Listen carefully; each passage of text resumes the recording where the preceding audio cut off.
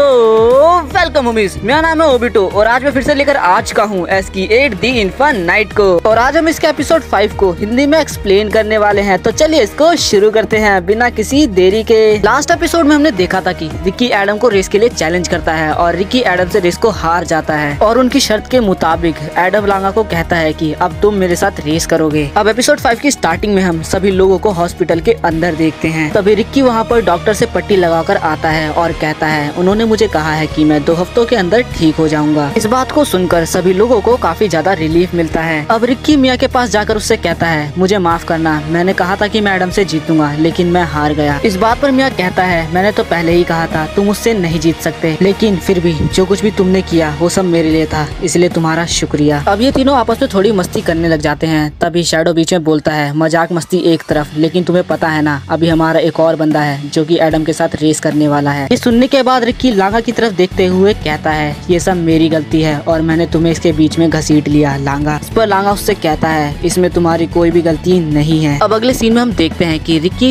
Adam और लांगा की रेस को देख रहा होता है और लांगा एडम से रेस को हार जाता है और जमीन पे गिर जाता है। तभी रिकी की नींद खुल जाती है और वो काफी तेज की चिल्लाता है। अब हमें पता चलता है कि ये तो रिकी का असल में एक सपना है और वो दोनों स्कूल के अंदर हैं और लांगा उसके बगल में ही बैठा है। इसके बाद हम उन दोनों को टेरिस के ऊपर खाना खाते हुए देखते हैं, जहाँ पर रिकी लांगा को समझा रहा होता है कि तुम एडम के साथ रेस को मत करो। लेकिन लांगा उससे कहता है तुम भी थोड़ी रुके थे जब जेरी ने तुम्हें कहा था कि एडम कितना ज्यादा खतरनाक है। रिकी उससे कहता है अब मुझे समझ में आ चुका है कि एडम कितना खतरनाक है, तुमने देखा नहीं उसने मेरे साथ क्या किया। रिकी लांगा को काफी समझाने की कोशिश करता है लेकिन लांगा नहीं मानता है और वो अभी भी एडम के साथ स्केटिंग करना चाहता है। इसके बाद हम रिकी को अपनी शॉप के अंदर देखते हैं, जहाँ पर रिकी मैनेजर से कह रहा होता है प्लीज आप लांगा को समझाइए कि वो एडम के साथ रेस ना करे, मैंने उसे बहुत समझाया है लेकिन वो मानता ही नहीं है। रिकी को चिंता में देखते हुए शॉप का मैनेजर उससे कहता है मैं कोशिश करूंगा लांगा को समझाने की। इसके बाद हम लांगा को शॉप की सफाई करते हुए देखते हैं। तभी शॉप का मैनेजर लांगा से पूछता है मैंने सुना है कि तुम एडम के साथ रेस करने वाले हो। शॉप का मैनेजर आगे कहता है कि मुझे एस कम्युनिटी से ये पता चला है। तभी शॉप का मैनेजर